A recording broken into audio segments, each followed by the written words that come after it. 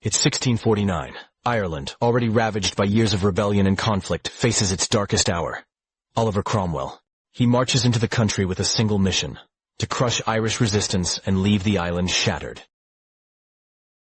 His arrival marked the beginning of a brutal campaign that would claim tens of thousands of lives and wipe out entire towns. At Drogheda and Wexford, the violence reached unimaginable levels. In just one day, Cromwell's forces slaughtered between 2,500 and 3,500 people at Drogheda, almost 50% of the town's population. No one was spared.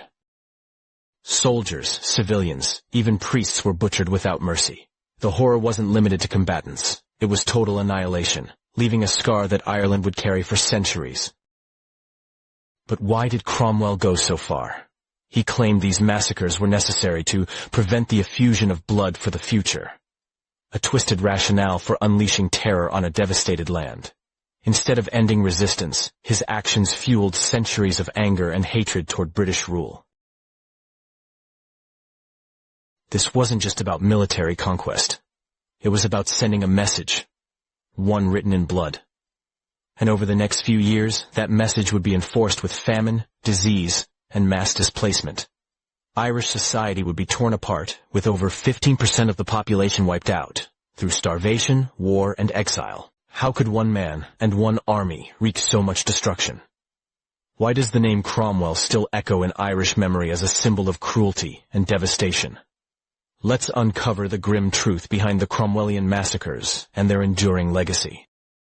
Before Cromwell's arrival in 1649, Ireland was already in ruins. Years of war and rebellion had left the island devastated, with the 1641 Irish Rebellion marking a desperate attempt by Irish Catholics to reclaim land and rights taken by English settlers. By the time Cromwell arrived, much of Ireland was already in ruins, its people exhausted by war, famine, and internal divisions. But Cromwell wasn't coming to negotiate or rebuild. He was coming to punish. As a ruthless leader of the parliamentarian forces in England's Civil War, Cromwell had already proven his willingness to go to extreme lengths to secure victory. His mission in Ireland wasn't just about conquest. It was about revenge. He saw the Irish Catholics, particularly those involved in the 1641 rebellion, as rebels and traitors who needed to be dealt with harshly. Cromwell's invasion was swift and calculated. He landed in Ireland with an army of seasoned soldiers and a clear goal: to crush any remaining opposition and bring Ireland firmly under English control. But his tactics weren't those of a typical military campaign. Instead, he implemented a brutal strategy that targeted not just armed resistance, but entire communities. In Cromwell's eyes, Ireland had to be subdued, its population broken. Over the next few years, his forces burned crops, destroyed homes, and laid waste to the land, ensuring famine and disease would follow in his wake. The scars of Cromwell's conquest would linger, not just in terms of lost lives, but in the profound, deep-seated hatred it ignited toward British rule. Nowhere would this hatred burn hotter than at Drogheda and Wexford, where Cromwell's forces unleashed horrors that would be remembered for generations. In September 1649, Cromwell's forces arrived at the fortified town of Drogheda, a strategic stronghold held by Royalist and Irish Confederate troops. Despite its defenses, Drogheda was no match for Cromwell's battle-hardened soldiers. After a brief siege, Cromwell ordered the town to be stormed, and what followed was a slaughter that remains one of the bloodiest episodes in Irish history. When the walls of Drogheda fell, the true horror began. Cromwell's troops showed no mercy, cutting down both soldiers and civilians alike. The garrison, which had surrendered and begged for quarter, was executed en masse. Men who had laid down their arms were butchered, and the town's civilian population was caught in the chaos. Estimates suggest that between 2,500 and 3,500 people were killed, nearly half of the town's entire population. The streets ran red with blood as Cromwell's soldiers hunted down survivors, executing them in cold blood. Cromwell himself justified the massacre with chilling calm, stating that it would prevent the effusion of blood for the future, a twisted rationale for what amounted to mass murder. He believed that by instilling fear, he could crush Irish resistance. But far from pacifying Ireland, the massacre at Drogheda had the opposite effect. It deepened the hatred of Cromwell and his forces, sowing the seeds of bitterness that would last for generations. The violence didn't stop with the soldiers.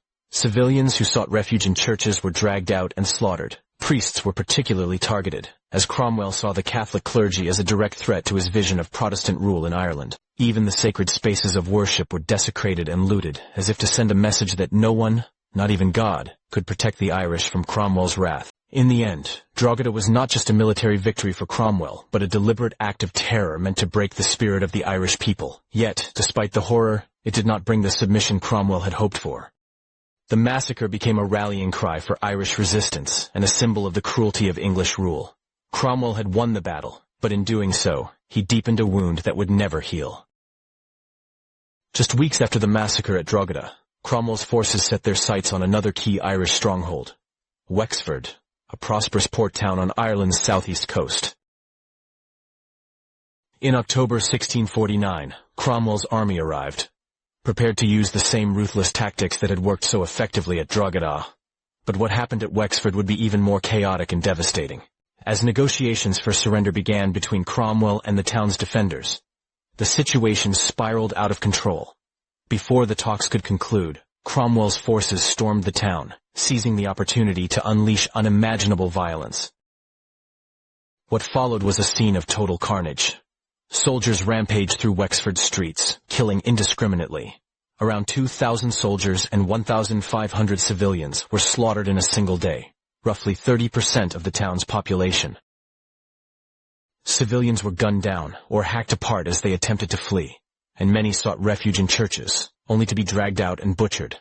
Even as Wexford's defenders attempted to surrender, the massacre continued. The town was a scene of utter chaos, with Cromwell's forces looting homes, desecrating churches, and destroying what remained of the town's infrastructure. For Cromwell, Wexford was a strategic victory. Its destruction crippled Ireland's economy, as Wexford had been a vital port for Irish Catholic merchants. But for the people of Ireland, it was another horrifying example of Cromwell's utter disregard for human life. The slaughter at Wexford proved that no one was safe, not civilians, not women, not even priests. While Cromwell claimed the loss of life was unintentional, the results were the same. Devastation on a massive scale. Wexford's ruins would stand as a grim reminder of the English campaign, leaving survivors haunted and Ireland's economy crippled. What Cromwell saw as another step toward English dominance, the Irish saw as a deliberate attempt to wipe out their culture and identity. The Sack of Wexford, like Drogheda before it, was more than just a military victory. It was an act of terror, designed to instill fear and submission. But instead of breaking the Irish spirit, it fueled their hatred of Cromwell and deepened the wounds of oppression. The massacres at Drogheda and Wexford were only the beginning of Cromwell's campaign of terror. In the years that followed, his forces unleashed a scorched-earth strategy that ravaged the Irish countryside. Crops were burned, livestock slaughtered, and entire villages left in ruins. This deliberate destruction plunged Ireland into a horrific famine, and with famine came disease. Over the next few years, Ireland's population, once around 1.5 million, plummeted by 15% to 20%. With some estimates suggesting that between 200,000 and 600,000 people died from war, starvation, and illness. But death wasn't the only fate awaiting the Irish. Tens of thousands were rounded up and sold into slavery or forced into indentured servitude in the Caribbean and North America. Cromwell's forces deliberately targeted Irish Catholics, his aim to depopulate the island and replace them with loyal Protestant settlers.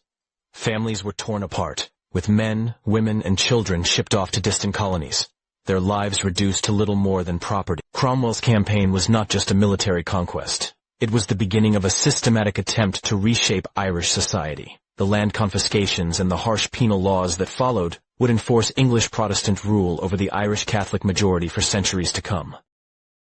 But the story doesn't end here.